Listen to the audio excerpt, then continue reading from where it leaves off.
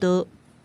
高雄市警方查到讲有民众和诈骗集团用假钱骗虚拟货币，嫌犯甲1000万7套米的假钱，把做10万块，10万块一本上顶头甲上下面拢藏真的钱，结果这被害人就汇30万的泰达币给对方。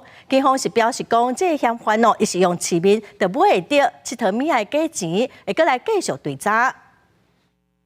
来到查甫人因兜的停车场，警方详细调查。没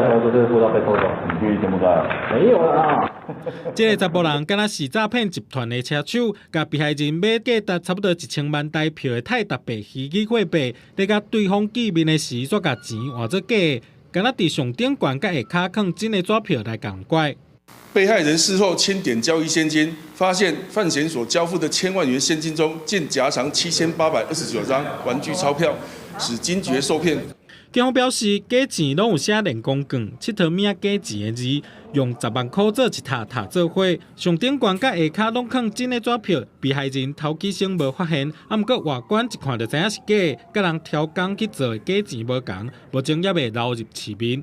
他是购买市面上的玩具钞票，然后上下夹这个真的钞票，那把它捆绑起来以后，像是刚提领的这个假象。